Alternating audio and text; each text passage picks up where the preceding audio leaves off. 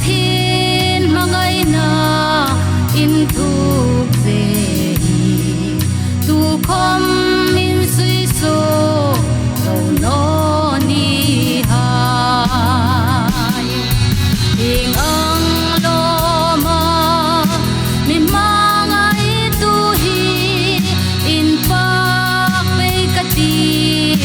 kadam sumin ropuina hai joy moi na hai sa tu nin ita ni pe ro se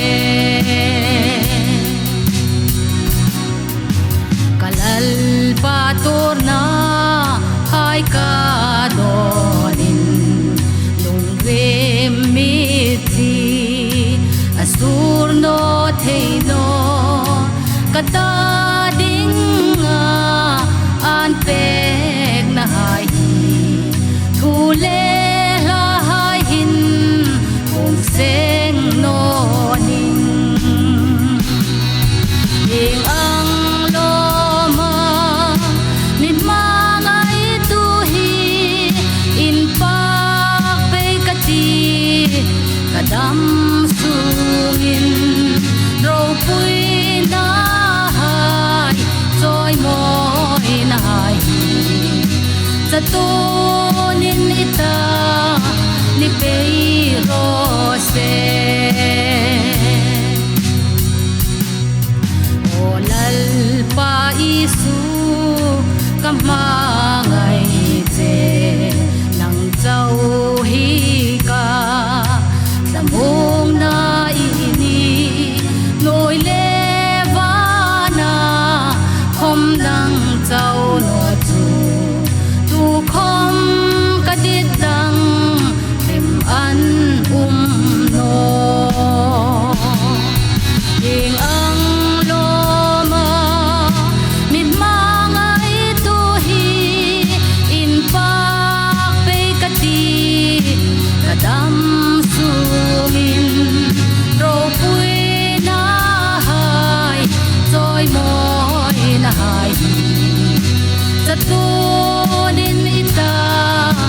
ni pe ro se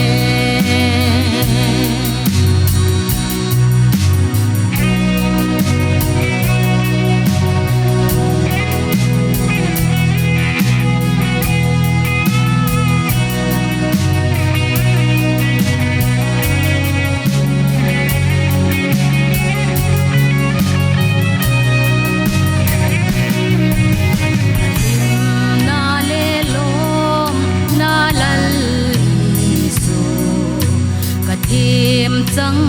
na le hadam na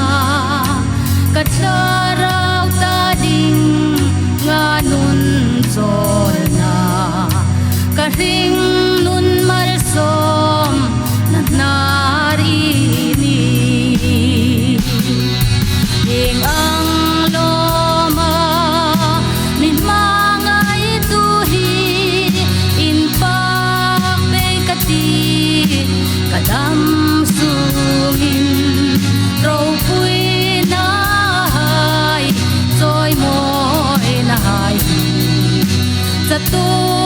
nin ita ni pe ro se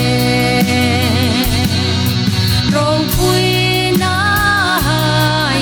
joy moi na hai sa tu nin ita ni pe ro se